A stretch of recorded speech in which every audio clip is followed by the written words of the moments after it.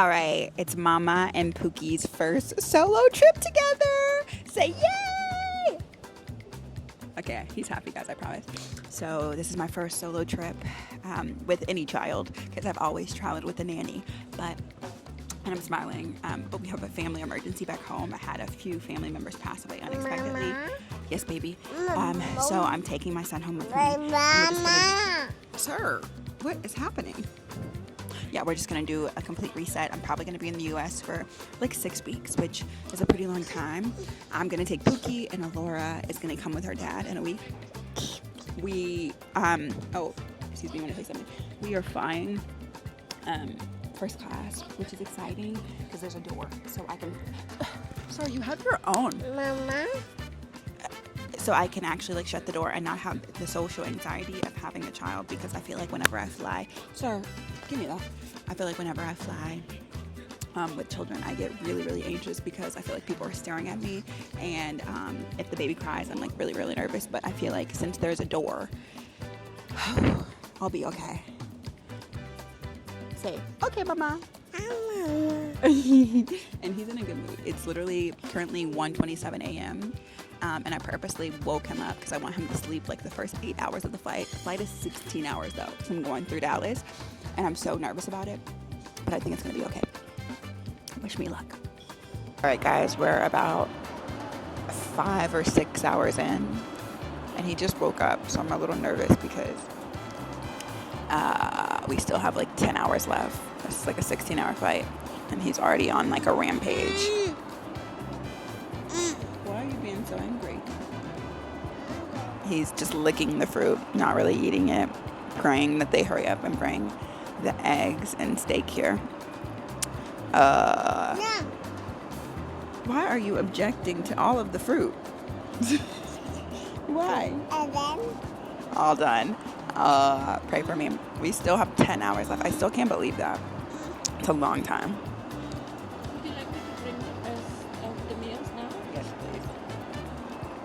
please. Please and thank you. Yes. I think there's a lounge though, so maybe I'll see if I can take him back to the lounge and just get him to walk around, because his nap time is probably not for another few hours, and even then, yeah, we might be screwed. Are we screwed, Pookie? Yes or no? Okay, he says no. Hello? Okay, so we're hitting the 10-hour mark, which we've had a few hiccups, but nothing major. I feel like he's taking it easy on me because he knows that I'm a little sad. Literally, I wanted my flight to be sooner, but since this was so last minute, I said he was taking it easy, and then he's starting wilding out. But since there was no flights, I had to grab a last minute one. So the funeral that I'm going to. Okay, for it, baby. What happened? I missed it. What happened? The funeral that I'm going to is at 5 p.m. in my hometown, and I land at 1:45. So I'm just gonna like land, probably change my clothes at the airport, and then change his clothes, and just go straight to the service. And then I'll try to get my life together after that. I'm gonna do my shed here in a little bit because I will not be running around the airport like this. But we still have about like 5 hours left, guys. We got some time. But yeah, I just want to say that I'm proud of him. We're landing.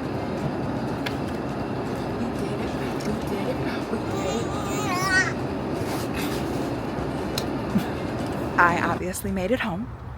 And I woke up this morning with so much gratitude to be home, because it's like, yes, I'm here in some unfortunate circumstances. Like, obviously I don't want to be home for like funerals or like have my people pass, but I am just so happy to be home. It's been so refreshing. I've been here for like a few days, and I already feel like I have like a few like aha life-changing moments just from like this trip alone. Number one, okay, being that like I made it out of here. And then like, oh, okay, this is my neighborhood that I grew up in, right?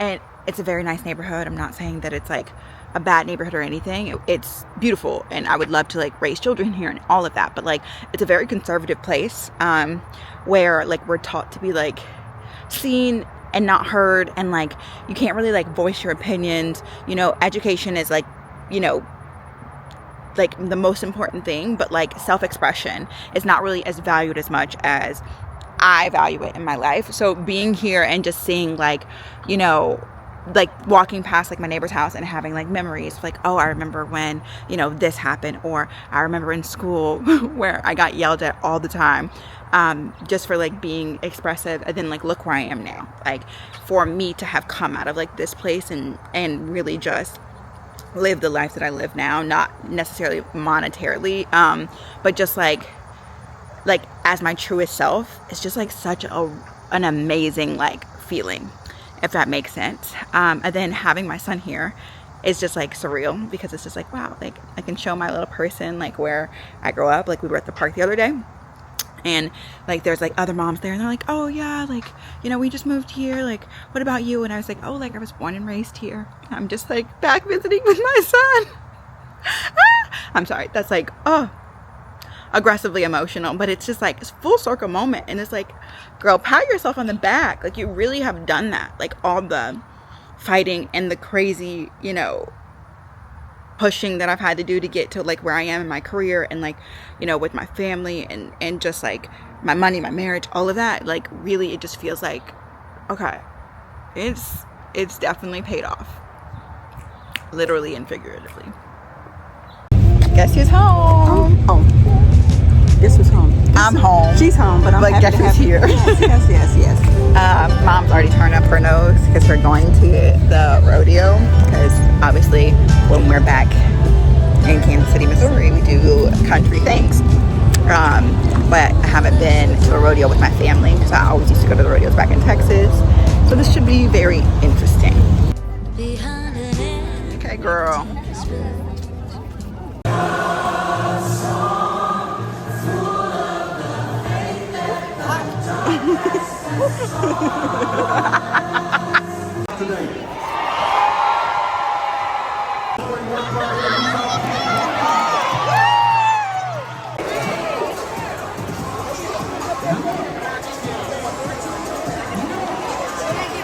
Also casually house shopping.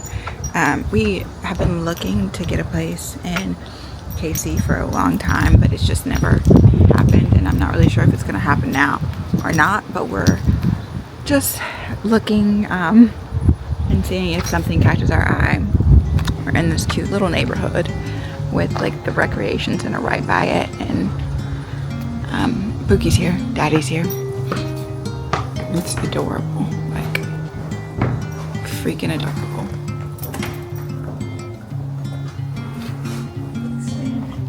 The house is a reverse story and a half, so enough room for us to like house the children and all the things for whenever we're in town, but it's not too big to where we feel guilty for leaving it when we're in Dubai for all the months. So yeah, I'm gonna tour it really quick and then let you guys know what I think.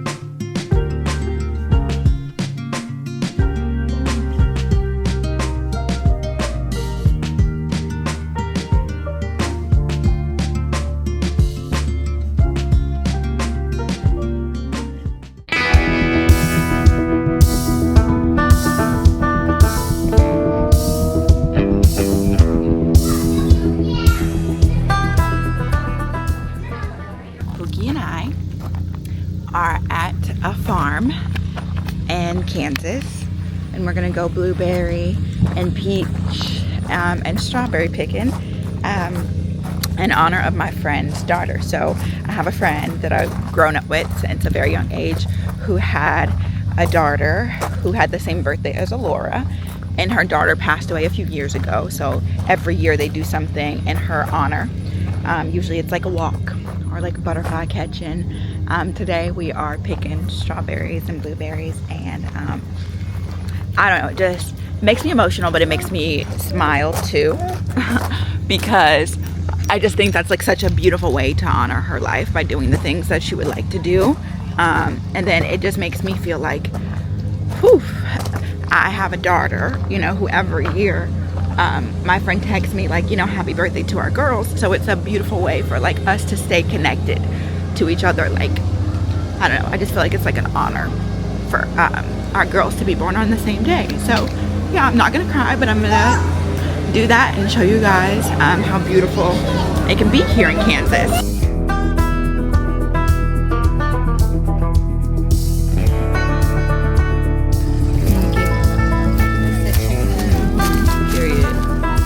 Our girl. Hey now.